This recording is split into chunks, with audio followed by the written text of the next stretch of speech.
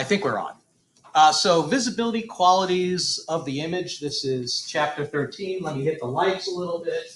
I don't think we really need it anymore. Low contrast, high contrast. This is pretty high contrast. In lab today, I talked about high contrast usually not being that good. But if you're looking for one specific thing, like vessels, and you want to see them nicely, why not have them up against a very dark background? So most of the soft tissue, the pixels representing the soft tissue have been analyzed. Those pixels have been maximum intensity projection or mipped out and turned black, essentially, so that only the majority of the vessels that have contrast in them show up. Can I hide that? So components of our image. Today we're going to focus mostly on contrast. And we're going to talk about the scales of contrast. And what you can see here is kind of the difference between what we would call a high versus a low contrast image. High contrast images tend to be more black and white. They're more pleasing to the eye, but they're not necessarily better, right? So I try to make a point of that. Just because something jumps out at you, looks more pleasing, is something kind of akin to, you'd rather have a t-shirt that jumps out at people, especially if it says something, versus not. But in the world of X-ray, it's not always what you want, because a low contrast image has the ability to show, think about it this way, subtract low for small, has the ability to see small differences between tissues. If you have a short scale contrast, high contrast, then you have less buckets of gray. And instead of several tissues being able to have a distinct grayscale, they get lumped together and all equal one particular pixel value of brightness, and then you can't tell them apart from each other. Maybe geographically you can, that's spatial resolution. But contrast-wise, no. So we're not really going to talk about spatial resolution today. That's the thing with images that I've mentioned or tried to get you to think about when you're in the lab, in that usually we're looking in our labs at just one specific part of a radiograph, one essence of it, although everything is in there already. So you're looking for maybe spatial resolution, but there is going to be some kind of contrast to the image or vice versa. So you have to try to take out the parts that you're not really interested, which is very hard when you're new students and you're just starting to look at these things for the first time. So like I have little buttons in my brain that can say, okay, I'm turning off contrast influences, and I'm just concentrating on the spatial resolution, for example. Now, aside from contrast, you have things that hurt your contrast. Whether your contrast was going to be long or short, any type of noise which gives you this grainy appearance is going to negatively influence your image, right? See the one on the right looks pretty terrible. In the real world, things are a little bit more subtle, right? If I do labs where the difference is so slight that you don't really notice it, it's not really a dramatic lab. Right, so, but be aware that you can have one image that's just slightly better than another, and then how do you tell them apart? Then it becomes subjective, and you'll see there are radiologists that can read garbage, and then there are radiologists that need things to be really perfect for them to see everything. And they both get the same answer, and neither of them are wrong. Some of them are interesting. Maybe they have 10/10 vision, better than 20/20. I have multiple visions. It's all over the place. I have like a line that you can't even see, and it's like, anyway. Okay, so noise is in both of these images. Even though it's dramatic in the right, you can't get rid of noise. You can only reduce noise. There's always going to be some noise. But once you get to sort of diagnostic level, meaning a radiologist has an image that's pretty good diagnostic. When it's not diagnostic, that means, well, if it's really bad, you get fired, right? Especially if you do it over and over again. Undiagnostic, in all seriousness, means that a possible diagnosis can be missed, especially if they do a test where they have 9 out of 10 radiologists got it wrong because there was too much noise, right? That's just because one person got it right doesn't mean that it's passable. Noise, does it come from scatter? That's one form of how noise shows up. So getting back to this, components in every image. You're going to have some type of intensity, and intensity is not the intensity that we've talked about in the past. This is not how much radiation, right? Intensity in this context is a brightness level, right? Is it dark? Is it light? Is it in between? Contrast is the differences between the shades of gray, right? Which we've said can be broken into, different scales of contrast.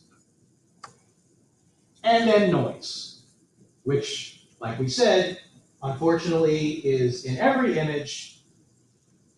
What we can say about noise is as noise goes down, contrast goes up.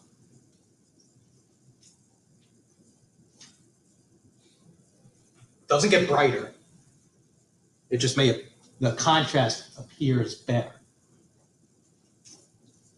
So we want to keep the brightness level, the intensity, optimal, and we want to try to keep noise at a minimum. So while it's generally better to use higher kV, we can't go too high, because then we'll get not only too much scatter, but then we'll get too much radiation in your remnant beam, not enough absorption if your kV is too high. What's good for contrast? Contrast agents are good for contrast, right? So they inject stuff into the patient, and you get bright images in certain places. Although this is an MRI scan, does not have necessarily contrast injected. Just certain things show up brighter if you do the right thing. What else can improve contrast? Grids can improve contrast. We'll talk about them in another lecture.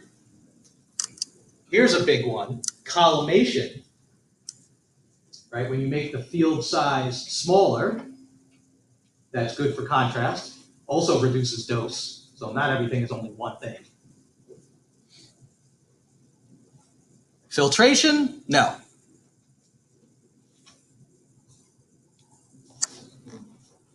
So what do you think? Short or long? I think that's pretty long, right?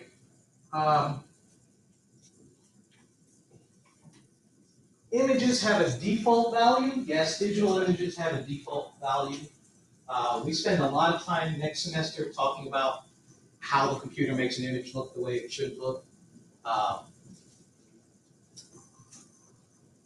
The computer has what's known as a histogram. You don't have to write that down or memorize that yet, which is basically saying this is the grayscale and this is the brightness level of what a typical ankle should look like.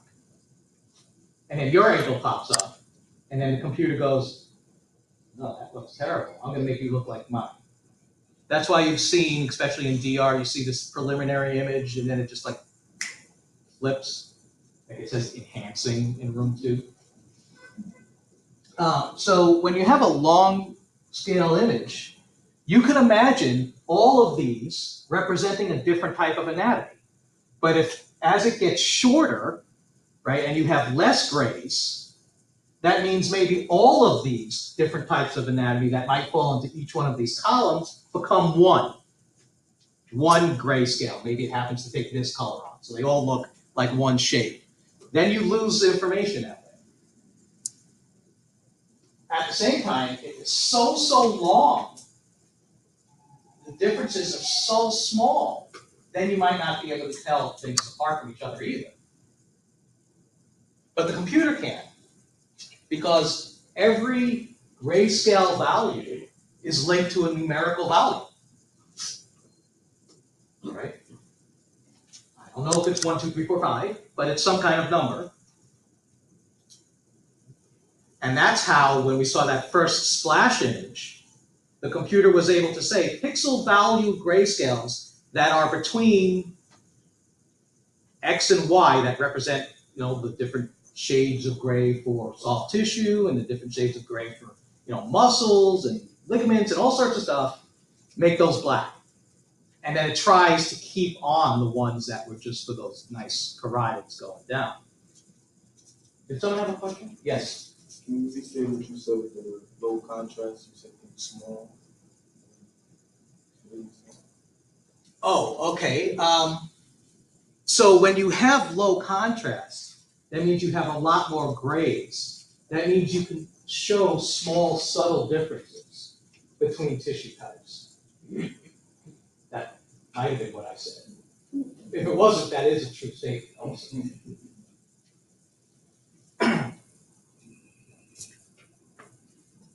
So, the reason I changed this last night, and I made it etc., because I didn't want people to think it's either long scale or short scale, and that's it.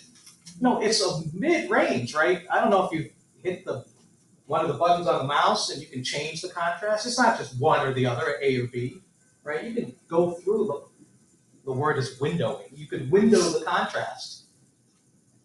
And you can get, I guess, medium scale or longish medium or medium long.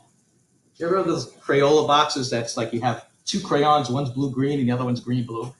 I never understood that. Still, I ponder every day. Okay. So brightness. Another interesting point that's not really in this lecture, I just can't help myself, is sometimes one characteristic can hurt another characteristic. So for example, if the brightness is too dark, the spatial resolution is unable to be recognized. It's there, but you can't see it because this overall blanket of intensity, of density, darkness. Density technically is a term for film only. So we're trying to stay away from the term density, which used to be the blackening on a film. No film, thus we don't talk about it anymore. Now it's really kind of hard to say. Now it's bright and not as bright, dark. You have to talk about terms in terms of the brightness. What do you call higher brightness? Brighter, I guess. The words are still kind of tough to, but we don't use the word density anymore. Obviously, this is darker and this is lighter. And because of that, we can't see all of the lung markings and bronchioles and all this other stuff that we can see here. Right? In film world, once upon a time, you could measure the optical density with what was known as a densitometer. Oh, here's the word. Right? Oh, we used to have densitometers. Oh, we still have them, but there's no real reason to use them. They were pretty cool, though. Basically, if you shine a light through one part of the film, some of it gets absorbed more or less by different shades of gray, and then it can tell you what the density was in a particular spot, a pinpoint spot. You press this thing down like a little laser would go through. Move it to a different part of the film, and you get a different optical density number. I have a question. Yes? You said it's better to have a darker image or a lighter image because you could put it in the... Well, back in the day, when you had a piece of plastic coming out of a processor, if it was darker, you had a better chance because you could hold it up to a hot light, a bright light. They used to call them hot lights. What can you do with something that's too light? Nothing. Draw on it, fill in the blanks? Not really. So when in doubt, burn it out, is what they used to say. We could do fun things now too, right? Although most radiographs are still set to appear as a negative image, right? So the things that absorb the most end up being bright. Now you can digitally, through a process known as subtraction, or what I think I have up here, black bone imaging, means everything that was white turns black, everything that was black turns white. But that goes for every grayscale too, not just black and white, right? Everything, every scale has its opposite. And sometimes it's cool, right? So here you have a positive image instead of a negative image. Right? And again, that's because the computer knows the pixel value for every pixel. All how many pixels? Do we talk about average matrix pixels in a matrix? Sounds like pickles in a jar or something. So, all right, we diverge for a second. In an X-ray image, it's based on lots and lots of pixels. Those pixels are placed kind of like on a checkerboard, but the little squares are much, much smaller. So think of graph paper and then add more lines to make them really tiny. And you usually measure them by how many columns and how many rows you have. So you have a certain number of rows and you have a certain number of columns, and you multiply the two together, and then you find out how many pixels you have. So if you have a matrix that is 512 by 512, right? You would take 512 columns, multiplied by 512 rows, and you get 262,144 pixels, all very small, all with a potential grayscale. They're usually very small, so like 0.2, 0.3 of a millimeter.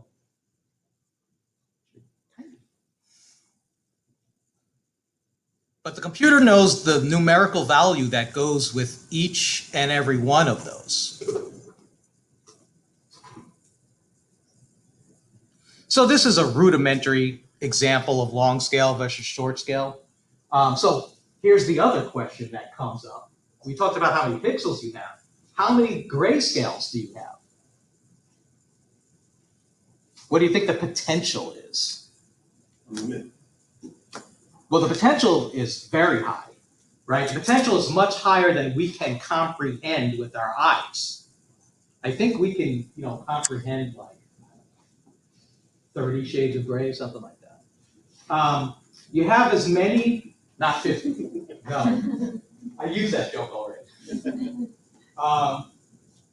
The bit depth, so that's bit depth, D-E-P-T-H, is how many grayscales a potential system has. And it works like this. It's 2, the number 2, to the power of the bit depth that you purchased, right? So if you have a bit depth of 8 that you purchased, it would be 2 to the power of 8. So whatever that is, it comes out to 256. I did the math already. So as the bit depth goes up, the number of grays goes up. And I've seen something like 16 bit depth. I think, what is that? What's 16? How does one figure this out if it were a test? I think we go something like this. 2 to the little caret thing. Is that on here? I don't know. I don't see it. Is there like a more advanced one? Oh, okay, thanks. Some of them have it as a different. So that's 65,536 possible grays. Do you think you can tell the gray that's right next to the other one? I mean, it's like the same length. It's just they keep adding smaller and smaller differences, right? So in a short scale image, the differences between each grayscale is much, much larger than in a longer scale images. The difference between the grayscales are smaller. I said it correctly, it's on the tape.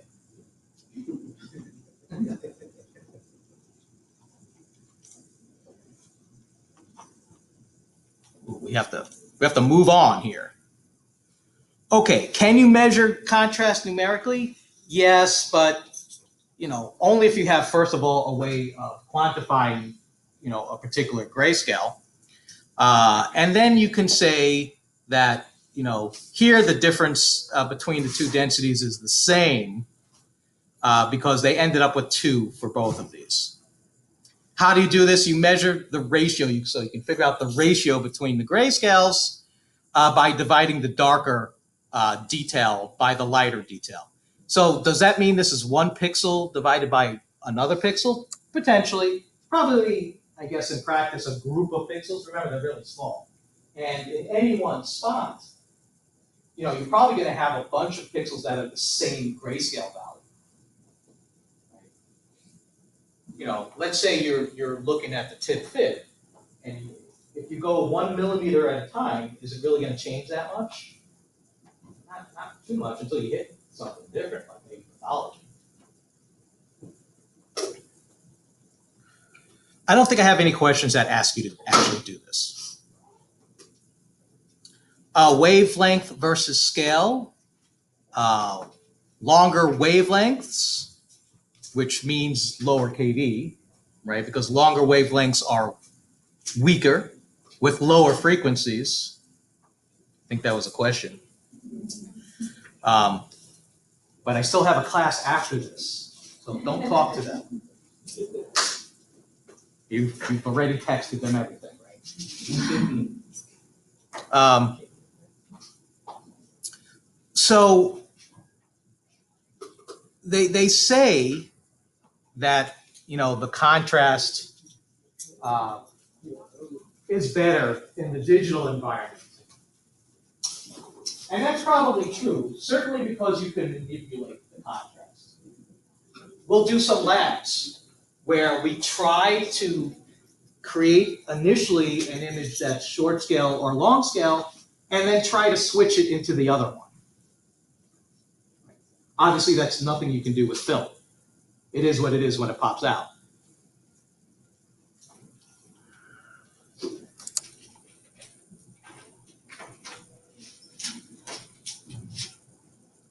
Back to noise. Noise is bad. We said already noise can come from scattered radiation. Period. It can also be electronic. What's that mean? It's just based on the equipment, right? I was just hooking up a speaker for my brother Saturday, and they had this like optical connection between one of those bar speakers and the TV. And when it was near some other wires, it like started freaking out and weird sounds came out of the speaker. Nothing like a ghost sound, but that would be considered electronic noise. Quantum noise, that's the one we talk about a lot because that's the one that's easily possible, as demonstrated in the lab when we didn't use enough KV. Right? That's when you don't have enough quanta, or your quanta is not strong enough to get to the image receptor. So remember, we're talking about low numbers. Even though the image receptor, even in the best of worlds, when we were using 80 kV, still a good chunk, what did we say, 99% or so get stuck in you? Because we're dealing with tiny, tiny photons, and there's a billion of them, that 1% can fluctuate, right, just based on changes of KV, and still change the way the image looks. So if we don't have enough quanta, if we don't use enough mass, or if we don't use enough KV, then you get noise. Sometimes it's hard to tell if the noise, if I show you that image, we go back to the chest, do I know where this noise came from? I don't know. Is it too much KV or not enough KV? When you think about it, right? Too much KV scatter comes out as noise. Not enough KV, not enough quanta, also looks like noise. It's almost bad as CT artifacts. In CAT scan, everything looks like streaks. It's like what causes streak though? MRI is much cooler. Right? There's like 10 artifacts and they each mean something else.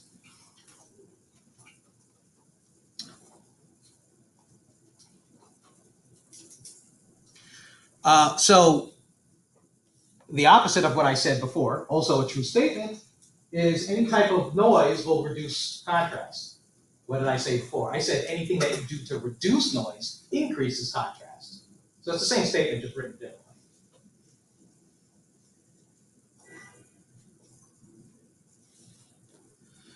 Now, there's a concept known as signal to noise. It's used for a lot of things. This is an MRI example because it works out the best. But we said noise was bad, right? So we always want more signal compared to noise. If we have a bucket of marbles and we have, 1,000 marbles and 500 of them are noisy and the other 500 are nice, good signal, well, if we could replace the 500 bad ones with, 250 good ones, our signal to noise will go up. In radiology in particular, on an image, signal to noise usually shows up as a brighter image. It's kind of bright in here, so it's harder to see. If I could make it darker, but the lights are already off. This is a brighter. Okay. But in addition to it being brighter, it's more detailed. The sharpness is a little better, right? Signal is like a stream of data.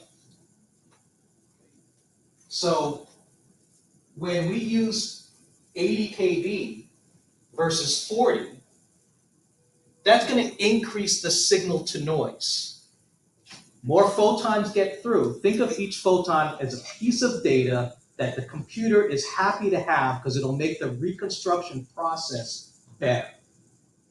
You give in more information, you get better results. Like the survey I'm going to do, if I survey 3 people, that's not really a good survey. If I survey 300 people, that's better. So here, in this case, you don't really need to know this, but a 7 Tesla magnet is going to give you a much higher signal to noise than a 1.5 Tesla magnet. In our world, anything that reduces scatter, reduces noise, is going to give us a better image, but at the same time, it means that our signal to noise went up. Right? So if you collimate, does signal to noise go up or down? Goes up, right? We said collimation gets rid of scatter, means noise goes down, contrast goes up, but that also means signal to noise. The word noise is in there.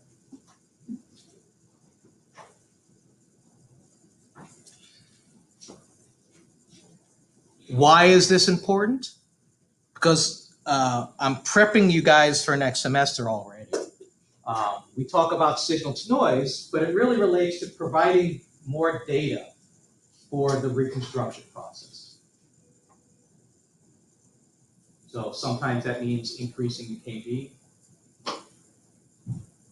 Maybe that means compressing the patient.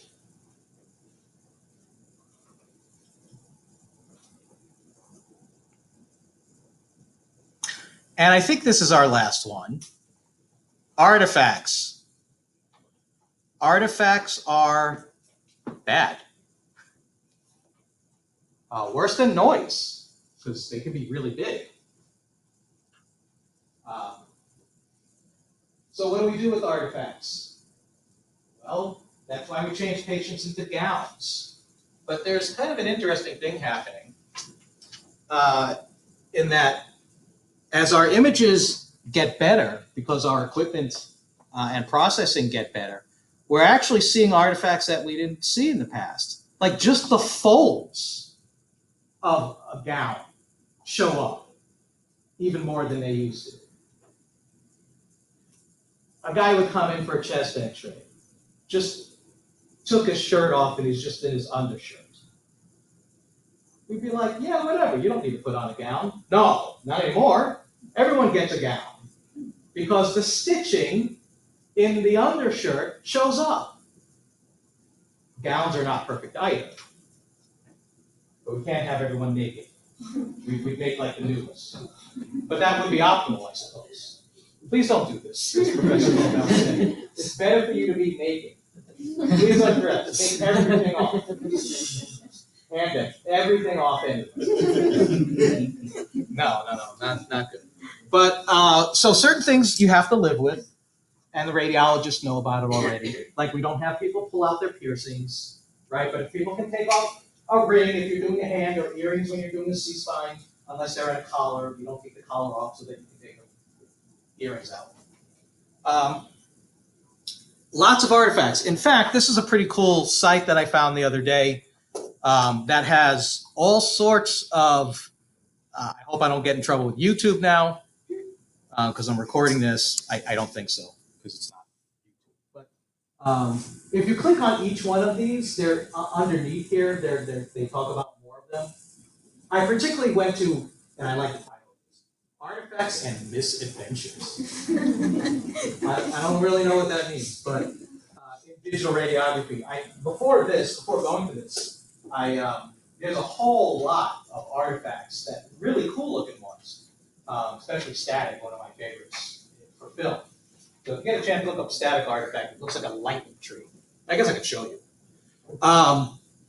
But there's many, and we don't have to memorize them all for this class. But ultimately, you should try to learn what some of these artifacts mean, because especially if you see them over and over again. So if you're running a cassette and an artifact keeps showing up, it could be one, that cassette has something wrong with it, or it could be the processor. If it's happening with different cassettes, chances are the processor and not any particular image receptor. If stuff happens in DR, well, then you have a real problem because you can't just swap out the detector. Artifacts, I think I had this on one of my midterms or a question. Maybe, did we have it on the first quiz already? I'll give you a preview. A bullet is not an artifact. It looks like an artifact, but that's the actual pathology. Now, if I take a bullet that I just have and lay it on top of you, then it's an artifact. If you swallow it, it's no longer an artifact. So you need to start to recognize these things, right? Certain things like this line, there could be dust. All right, we talk a little bit more about this, I think, in the next semester, but it's pretty cool. Yes. What about like if someone has metal staples? Is that pathology or an artifact? So that is, it's an artifact, but it's not pathology. Right? I mean, it was because there was pathology, right? So so I think I have a piece of mesh in me because I had an umbilical hernia once upon a time. That's not an artifact, but if you take a KUV of me, you might see this like little circular thing. Every once in a while, that commercial comes on that says like, if something bad has happened to me, I might be entitled to money. But I've never done that. So, Lee, one of the things you saw in the actual image,